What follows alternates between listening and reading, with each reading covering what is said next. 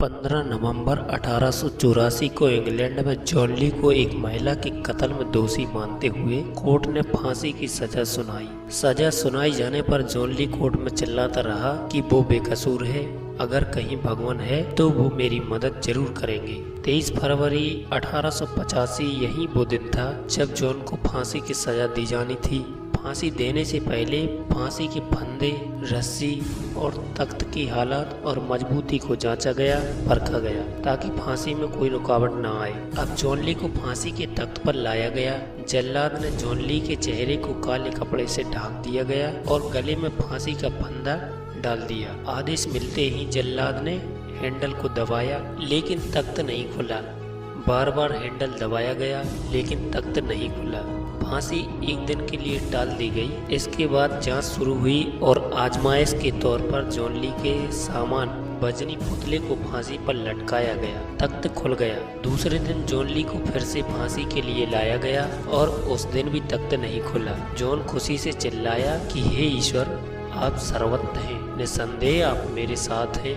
फांसी एक बार फिर टल गई। पुतला फिर से लाया गया, लटकाया गया, तख्त खुल गया। तीसरी बार फिर से जॉन को फांसी के तख्त पर लाया गया। जल्लाद ने लीवर दबाया लेकिन तख्त आज भी नहीं खुला। यह देख जल्लाद भावुक होकर हमेशा के लिए वहां से चला गया। मौजूद कर्मचारी हक्के बक्के रह गए। फांसी फिर से टाल दी गई। केस अब हाई अथॉरिटी के हाथों में आ गया। हर एक चीज की गहराई से जांच पड़ताल की गई कि आखिर एक शख्स का तीन बार फांसी से बच निकलना कैसे मुमकिन है। इतिहास में ऐसा कभी नहीं हुआ था, लेकिन जांच में कुछ नहीं मिला और मान लिया गया कि लॉक के अटक जाने से ऐसे होता रहा होगा। क्या जॉन ली को शूट किया जाना चाहिए? जज ने हर पहलू पर पूरी गंभीरता से विचार किया और माना कि जब जब जॉन को फांसी दी गई होगी तब तब वह पल पल मरा होगा। जज ने यह भी माना कि कानून ने जॉन को फांसी पर चढ़ाकर तीन बार मारा। कानून भी ईश्वर के आगे नतमस्तक हो गया और जॉन ली को छोड़ दिया गया।